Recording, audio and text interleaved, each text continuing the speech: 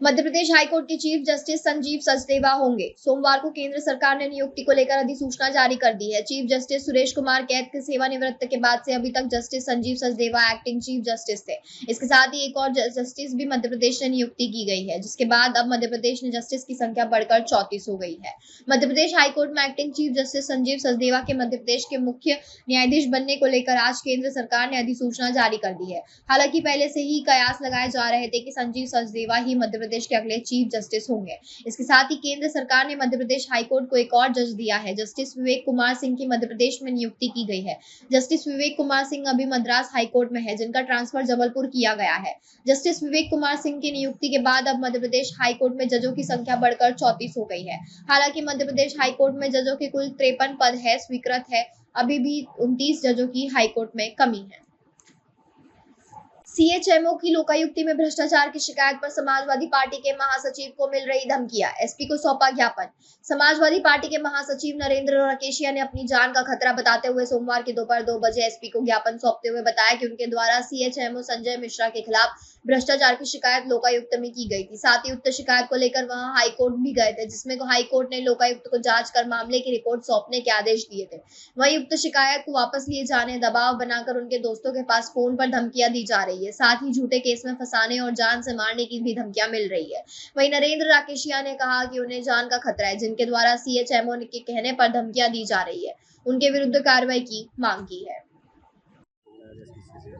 जैसा कि आपको विगत होगा कि पिछले 1 साल से लगातार स्वास्थ्य महकमे में जिस तरीके से भ्रष्टाचार जबलपुर जिले में चल रहा है, उसको लेकर हमने अनेकों शिकायतें की। जबलपुर सीएमएचओ संजय मिश्रा को की, माननीय कलेक्टर साहब को की, पर कहीं ना कहीं किसी भी प्रकार की कोई कार्रवाई नहीं होती दिखी, जिसको लेकर हमारे द्वारा राकेश हमारे पदाधिकारी हैं जो, इनके द्वारा एक शिकायत की गई। शिकायत पे कार्रवाई नहीं की, जिसको लेकर हम लोग न्यायालय गए। न्यायालय ने उस संज्ञान लेने के बाद गंभीरता पूर्वक लेते हुए लोकायुक्त को भ्रष्ट अधिकारी संजय मिश्रा सीएमएचओ के खिलाफ उन्होंने कार्रवाई के लिए लोकायुक्त को लिखा। लोकायुक्त को लिखने के बाद भी लोकायुक्त ने कई महीनों तक उस चीज़ को टाला, जिसको लेके हमने फिर से पिटीशन लगाई। पिटीशन लगाने के बाद माननीय न्यायालय ने सख्ती दिखाते हुए उसमें जल्द से जल्द कार्रवाई करने की मांग की।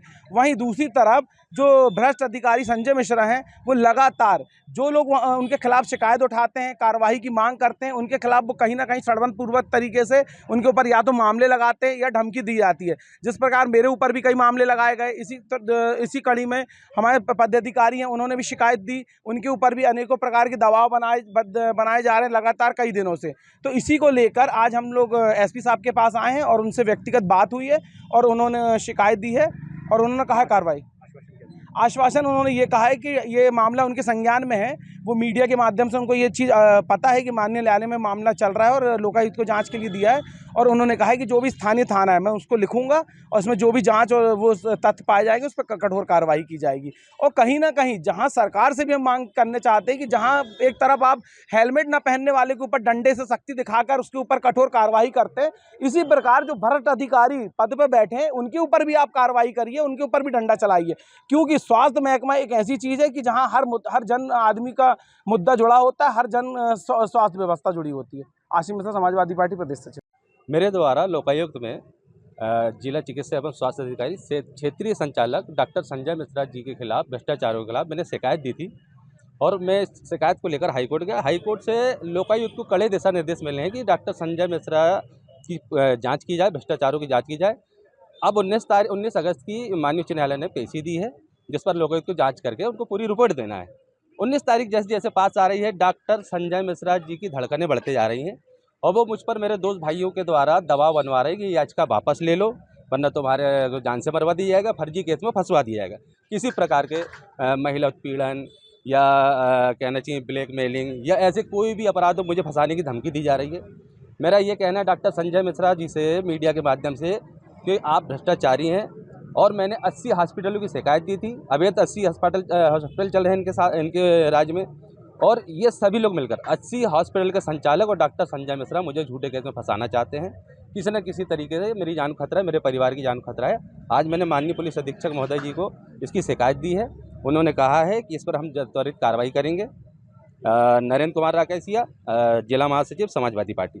जबलपुर जिले में बढ़ते अपराध के ग्राफ की कमर तोड़ने के लिए पुलिस अधीक्षक जबलपुर द्वारा तीसरी आंख का प्रयोग करते हुए उनकी धरपकड़ करने का फार्मूला तैयार किया गया है, जिसके तहत शहर और ग्रामीण इलाके के तमाम थाना चौकी प्रभारी को अधिक से अधिक संख्या में सीसीटीवी कैमरे लगवाने और उनका एक्सेस थाने में उपलब्ध करने की व्यवस्था करने को कहा है। इसी तारतम्य में यादव कॉलोनी चौकी प्रभारी अनिल कुमार ने बताया कि चौकी के अंतर्गत आने वाली 0 डिग्री और स्कीम नंबर 41 में सीसीटीवी कैमरे इंस्टॉल कर आए गए हैं। आपको बता दें कि सुनसान होने के कारण यह क्षेत्र अपराधियों और आपराधिक गतिविधियों के लिए काफी चर्चा में रहा है। अब ऐसे में यहाँ सीसीटीवी कैमरा इंस्टॉल हो जाने से न केवल अपराध को रोकने में सहायता मिलेगी, बल्कि उनकी धरपकड़ के लिए राह भी आसान हो जाएगी। इस दौरान पुलिस द्वारा अन्य व्यापारियों और नगर वासियों से भी निवेदन किया जा रहा है कि वह अधिक से अधिक संख्या में अपने घर और दुकानों में सीसीटीवी कैमरा लगवाए, ताकि भविष्य में होने वाली किसी भी आपराधिक गतिविधियों के संबंध में कैमरे की फुटेज हासिल कर अपराधियों की धरपकड़ की जा सके। श्रीमान पुलिस अधीक्षक महोदय के निर्देशन में सभी थाना प्रभारी एवं चौकी प्रभारियों को निर्देशित किया गया था, क्षेत्र में बढ़ते अपराध की रोकथाम हेतु अधिक से अधिक सीसीटीवी कैमरे लगाए जाएं और उसका एक्सेस चौकी एवं थाना में लिया जाए।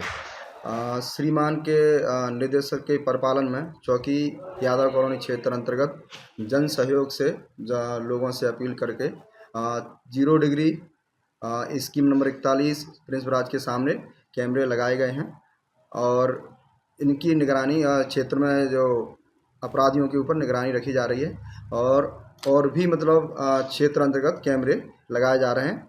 और इसमें लोगों से मेरी यही अपील है जबलपुर वासियों से अधिक अपने घर पर कैमरे लगाएं, जिससे आरोपियों को ट्रेस करने में सुविधा हो और उनको सज़ा दिलाई जा सके। किस तरह से अपराध हो रहे हैं और किस तरह से लोगों को जागरूक होना चाहिए?